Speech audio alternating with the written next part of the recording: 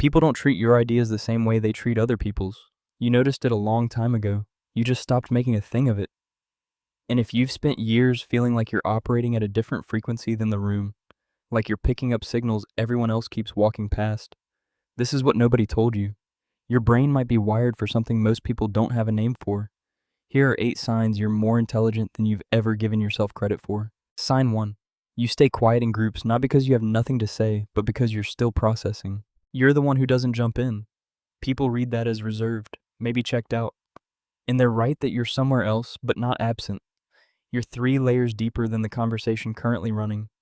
Research from the University of Minnesota found that highly intelligent individuals show stronger neural connectivity across brain regions, which makes information integration slower and richer. You're not falling behind, you're going further. Most people speak to fill air. You wait until you have something worth saying. Sign 2. You notice inconsistencies nobody else mentions. Someone says one thing Monday and a slightly different thing Thursday. Nobody caught it. You did.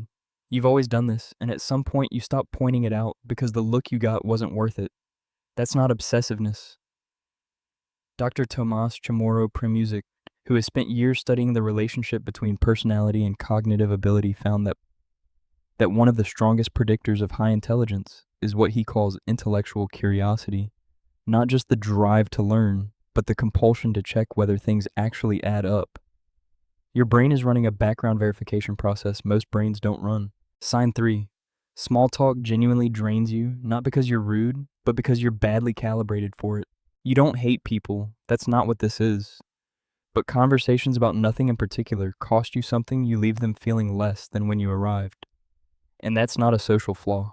Research published in the Journal of Personality and Social Psychology found that highly intelligent individuals report significantly lower satisfaction from superficial interactions and seek out substantive conversation at much higher rates. Your brain requires more input to stay engaged. That's the same brain that can hold far more once the conversation finally matters. Sign 4. You doubt yourself more than people who are far less capable. This is the one that costs the most. You watch people move with total certainty, deciding fast, never second-guessing, completely sure of themselves. And you assume their confidence must mean something. It doesn't always. Psychologists David Dunning and Justin Kruger at Cornell University found in their landmark 1999 study that people with the least knowledge in any given area consistently overestimated their ability, while the most competent consistently underestimated theirs. The more you actually know, the more you understand what you don't. Your self-doubt isn't weakness, it's calibration. The problem is nobody told you that's what it was. Sign 5. You feel things more intensely than you ever let on, and you've learned to hide it well. People who know you casually might describe you as composed, steady, hard to read, and that reads as emotional distance. But composure isn't the same as not feeling. I know a man mid-40s spent 2 decades being told he was difficult to connect with, who sat across from someone at a work dinner who finally said it straight. You're not cold, you're just not performing for us.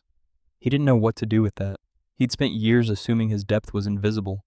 It wasn't. People felt it. They just didn't have a word for it.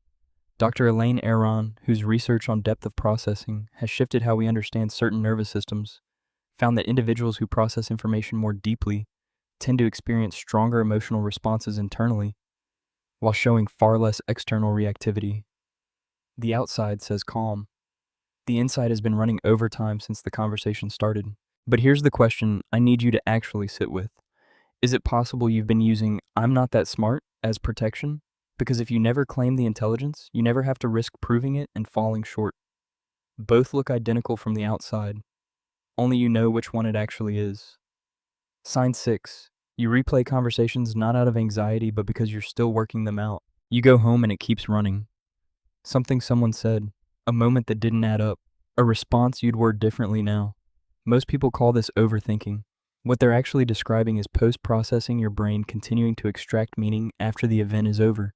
Research in cognitive psychology consistently shows that people with higher verbal analytical intelligence exhibit stronger episodic memory consolidation.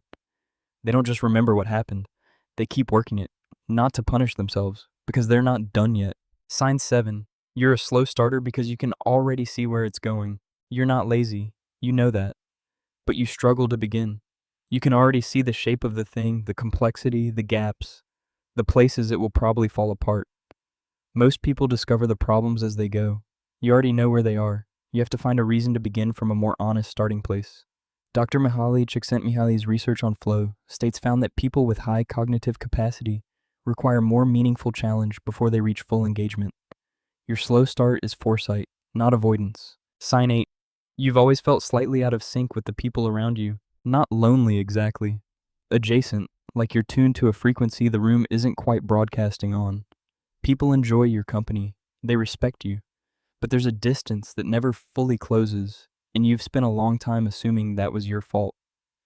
It wasn't a social malfunction. It was a calibration difference. You were running more information than the situation required. You weren't broken. You were over-equipped for the environment you were in. If you're a man, the world told you that intelligence should look like certainty, that smart men speak first, decide fast, projected outward.